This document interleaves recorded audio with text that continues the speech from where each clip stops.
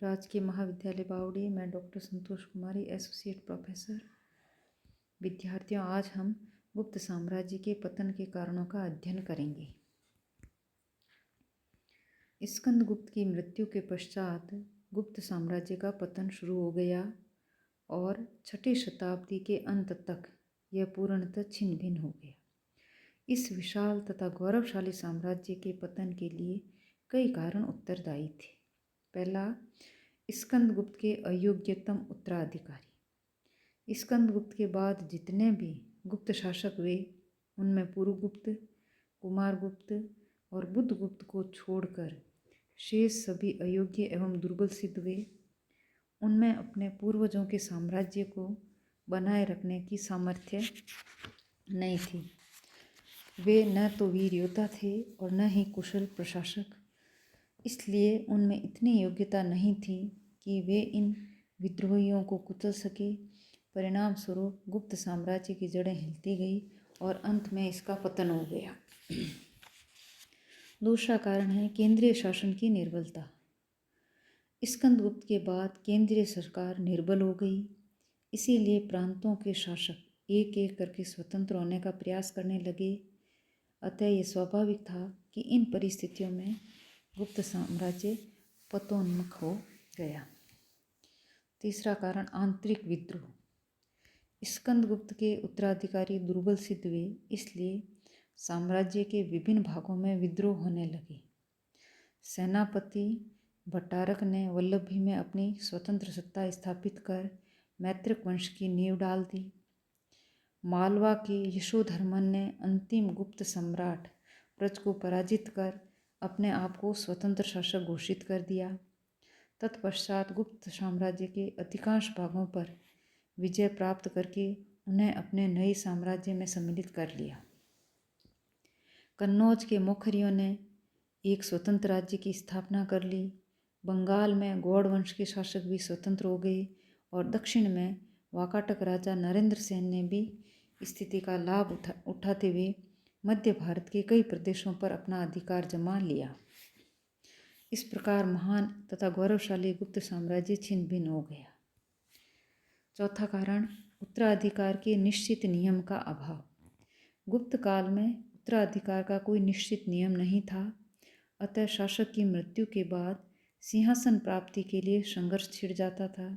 उदाहरण के लिए चंद्रगुप्त द्वितीय ने अपने बड़े भाई रामगुप्त का वध करके सिंहासन प्राप्त किया था और कुछ विद्वानों के अनुसार स्कंदगुप्त और पुरुगुप्त में भी उत्तराधिकार संबंधी युद्ध हुआ, जिसके परिणाम स्वरूप साम्राज्य के लिए बड़े घातक सिद्ध हुए।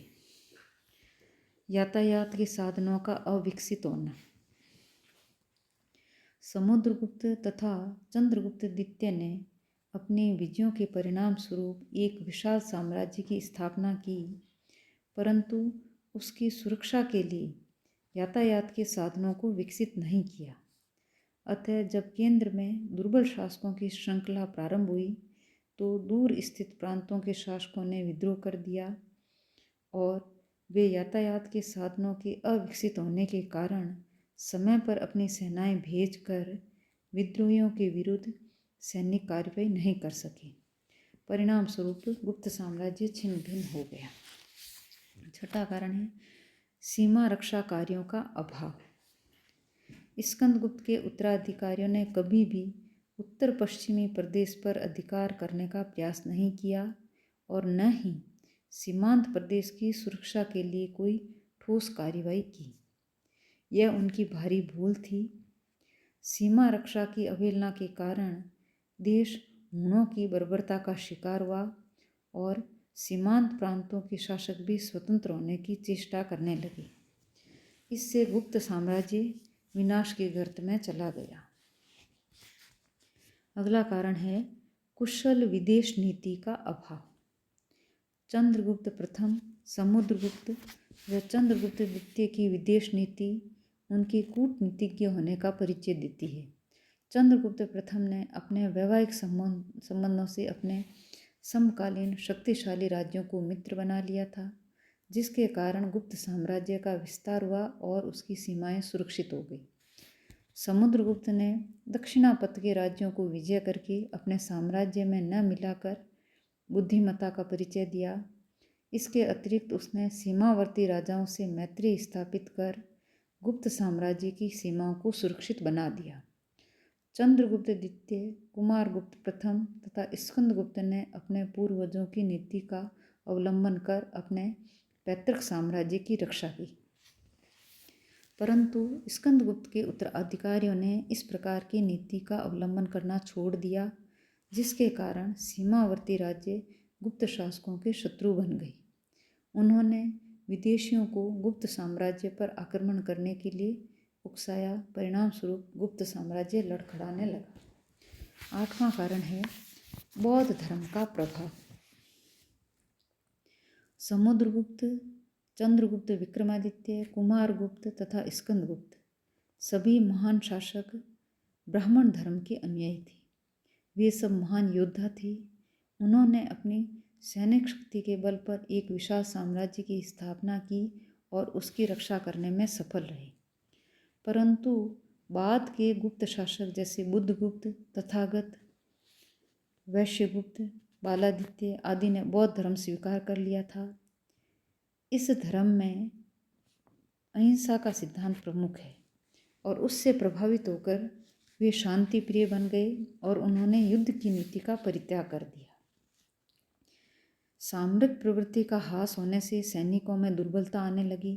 परिणाम स्वरूप विदेशी जातियों ने भारत पर आक्रमण करने प्रारंभ कर दिए और गुप्त शासकों ने ऐसे अवसर पर कायरता का परिचय दिया। गुप्त राजा बालादित्य की कायरता का उल्लेख वेनसांग ने किया है। उसके वर्णन से पता चलता है कि जब हुणों ने मिहिर कुल के नेतृत्व में बालादित्य के राज्य पर आक्रमण किया तो उसने कहा कि मैंने सुना है कि वे चोर आ रहे हैं और मैं उनसे नहीं लड़ सकता। अपने मंत्रियों की आज्ञा से मैं अपने आप को झाड़ियों में छिपा लूँगा। यह कहकर वह अपनी राजधानी छोड़कर भाग गया। यह नीति गुप्त साम्राज्य के पतन का एक महत्वपूर्ण कारण बनी। हुणों के आक्रमण। हुणों के आक्रमण गुप्त साम्राज्य के पतन का एक मुख्य कारण था। इन लोगों ने स्कंदगुप्त के समय में भारत पर आक्रमण किया था, परंतु स्कंदगुप्त ने उन्हें बुरी तरह से पराजित कर दिया। स्कंदगुप्त के दुर्बल उत्तराधिकारियों के समय में हुण आक्रमण पुनः प्रारंभ हो गए थे।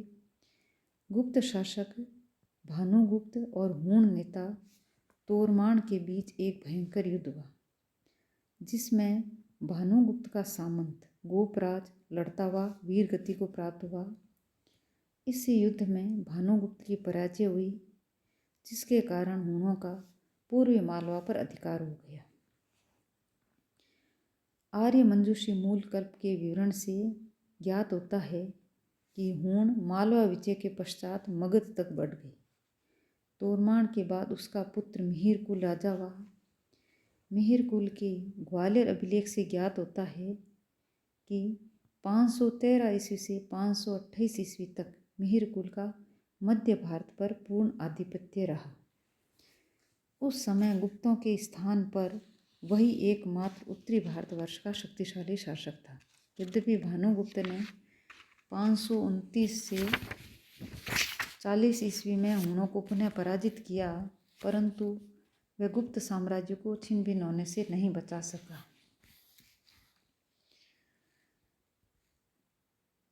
Doctor R.C. मजुमदार के अनुसार हुणों के आक्रमण को गुप्त साम्राज्य के पतन का कारण नहीं माना जा सकता, क्योंकि उन्होंने कश्मीर तथा अफगानिस्तान पर विजय प्राप्त की थी, जो गुप्त साम्राज्य के भाग नहीं थे। परंतु डॉक्टर मजुमदार का कथन पूर्ण रूप से सत्य प्रतीत नहीं होता, अतः ये स्वीकार करना पड़ेगा कि हुण आक्रमणों ने गुप्त साम्राज्य की दुर्बलता को स्पष्ट कर दिया था, जिसके कारण आंतरिक शत्रुओं को विद्रोह करने की प्रेरणा मिली। अतः हुण आक्रमणों ने गुप्त साम्राज्य के पतन में महत्वपूर्ण भाग लिया। इस प्रकार उपयुक्त सभी कारणों के परिणाम स्वरूप शक्तिशाली गुप्त साम्राज्य का पतन हुआ।